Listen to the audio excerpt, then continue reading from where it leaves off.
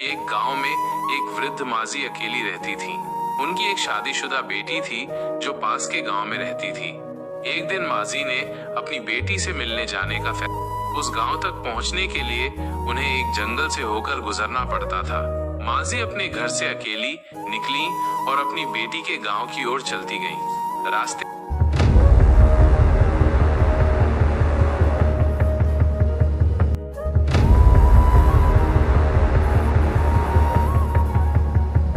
जब माजी जंगल से गुजर रही थी, तभी एक सिंह आया और माजी से कहने लगा कि वो बहुत भूखा है और उन्हें खा जाएगा।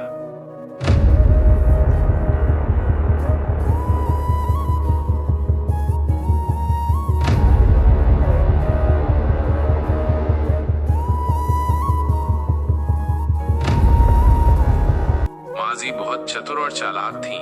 उन्होंने सिंह को मूर्ख बनाने का तरीका सोचा। माजी ने सिंह से कहा, मैं तो बहुत बूढ़ी हूँ, बहुत दुबली पतली हूँ। तू मुझे खाएगा तो तेरा पेट भी नहीं भरेगा और तू भूखा ही रहेगा। पहले मुझे मेरी बेटी के घर जाने दे, अच्छा अच्छा खाने दे, ताजी और तंदुरुस्त होने दे, फिर मुझे खाना। सिंह ने मन में सोचा कि माजी की बात तो बिल्कुल सही है।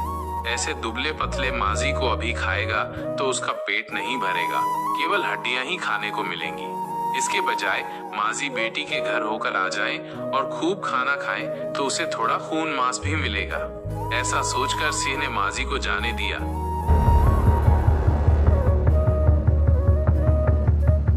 रास्ते में माजी को बाघ और भालू भी मिले। उन्होंने यही युक्ति अपनाकर दोनों को मूर्ख बनाया और बचकर अपनी बेटी के गांव पहुंच गईं।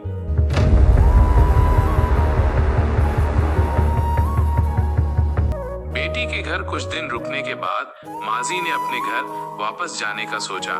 माजी जानती थी कि उन्हें सिंह, बाघ और भालू मिलेंगे और उन्हें मारकर खा जाएंगे।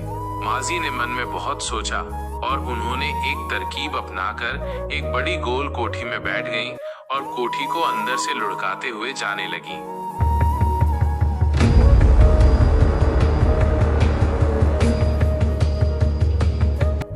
रास्ते में फिर से वही जंगल आया। जंगल में सिंह ने इस लुढ़कती हुई कोठी को देखा। सिंह ने कोठी से पूछा, क्या तुमने उन माजी को देखा है जो अपनी बेटी के गांव गई हैं? चतुर माजी ने आवाज बदलकर कोठी के अंदर से जवाब दिया, कौन माजी, कौन सा गांव, किसकी बेटी? मैंने किसी को नहीं देखा। चल कोठी, चल हम गांव चलें। ये कहकर उन्होंने कोठी को अंदर से धक्का देकर लुढ़काना शुरू कर दिया। सिंह इस अपने आप लुढ़कती कोठी को देखकर घबरा गया और रास्ते से हट गया। इसी तरह वाद्य भी डर कर भाग गया। भालू भी घबराकर भाग गए और इस तरह चतुर माजी सही सलामत अपने घर पहुंच गई।